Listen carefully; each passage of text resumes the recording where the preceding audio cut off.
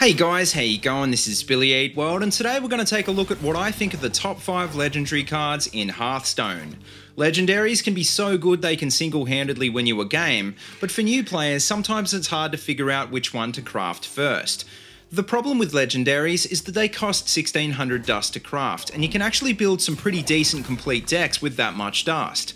Sometimes you're better off crafting rares and epics first, but if you do decide you need a legendary or two, well, these are just a few you should definitely think about. But anyway, to kick off, coming in at number 5 is the Black Knight. This card is useful against just about every deck because it's a 4/5 body that destroys an enemy minion with taunt. Considering pretty much every deck runs at least a few taunts, the Black Knight will pretty much always have something to hit, and you won't have to sacrifice any of your other minions. Against Druid or Handlock, this card can be awesome because there usually ends up being some pretty big taunts on the board. Also, the Black Knight will just blast through Tyrion, Sunwalker, or any other sticky taunts your opponent manages to get up, and this could turn the game in your favour. So coming in next at number 4 is Lothair. This card came out with Knack, so you won't have to worry about spending your dust to craft it as long as you can afford to buy the adventure. Lothair is definitely worth it though, and it makes its way into a ton of competitive decks because of its ability to slow down your opponent. Lothair is a pretty decent 5/5 body for 5 mana that also increases the cost of spells on your opponent's next turn by 5. That means if you're about to get wrecked by removal spells, you can save your board for another round and hopefully get in the killing blow you need to win the game. And coming in next at number 3 is Tyrion Forgering.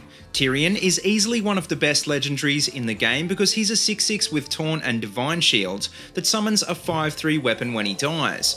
The only drawbacks of Tyrion is that he's a paladin only card and that he's so good he can lose you the game if your opponent manages to get control of him.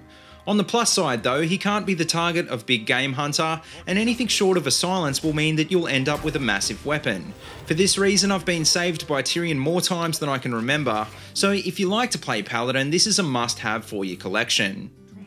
So coming in at number 2 is the ever-popular Sylvanas Windrunner.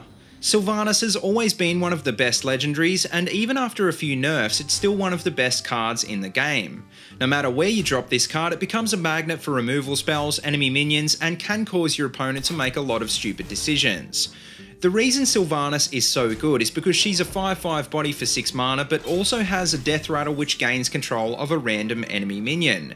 This effect basically nearly always leads to opponents dumping more cards than normal, or playing a bunch of small minions, so if you can play it right, it can easily turn the game around. Now, just quickly before we take a look at my number 1 legendary, I should give an honourable mention to Ragnaros and Kel'Thuzad. I love both of these cards, but they just don't make the list because although they can win you games, they're a bit too situational. Also, Ysera has become really popular in Dragon Paladin decks lately, so I'm really starting to like this card as well. And finally, Blood Mage Thalmos is a key card in pretty much every mage deck and in Oil Rogue, so even though he doesn't make my top 5, he is worth a mention. But anyway, finally taking out the number 1 spot is Dr. Boom. This card is at the top of this list because it's probably the best 7-drop minion in the game, and it makes it into more competitive decks than any other legendary. It's a 7/7 body that summons 2 1/1 boom bots that deal 1 to 4 damage when they die, so it's basically like an instant board presence that combos well with cards like Knife Juggler. The cool thing about Dr. Boom is that it finds its way into all types of decks, and it even occasionally pops up in aggro decks to help in the late game. It is weak against Big Game Hunter, but even so, it's still an awesome card, and it probably will work well in whatever deck you put it in. But anyway guys, that just about wraps up this list, so let me know what your top 5 is, and as always, if you like what you see, don't forget to like, comment, and subscribe. Also, check out the links in the description below if you want to see more of my videos, or if you'd like to support my channel on Patreon, and until next time, see you later, and have a good one.